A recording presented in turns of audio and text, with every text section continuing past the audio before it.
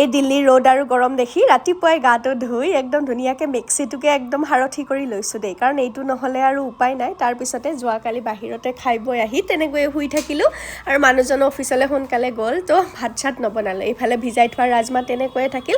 আমি প্ৰিয় আৰু মোৰ কাৰণে ধুনীয়াকৈ পনীয়া খিচিৰিকে বনাই দিলোঁ পাই। তাৰপিছতে আমাৰ ল'ৰাটোৱে দেখিছেনে কি কৰিছে ঠিক নাই, তাক গৈ অকণমান কিবা কিবি পঢ়াৰ কথা সুধিলোঁ।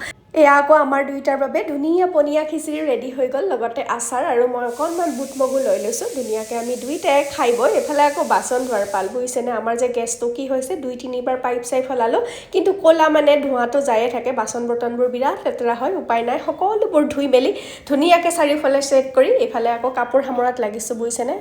মানে ভিতৰতো দিছিলোঁ, বাহিৰতো দিছিলোঁ।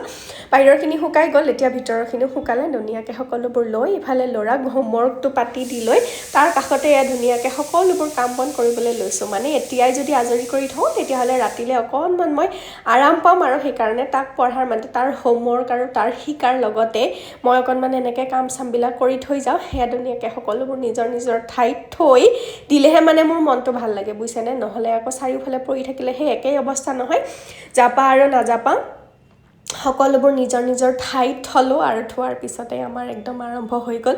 এতিয়া আকৌ অকণমান শুবও লাগিব, বুজিছে, মানে 3টামান বাজিয়ে গ'ল। ধুনীয়াকৈ এচিটো চলাই লৈছোঁ, সেইটো চলালে আকৌ অকণমান ঠাণ্ডা লাগে নহয়, সেইকাৰণে সৰু ব্লেংকেটখন লৈ এতিয়া আমি আজৰি।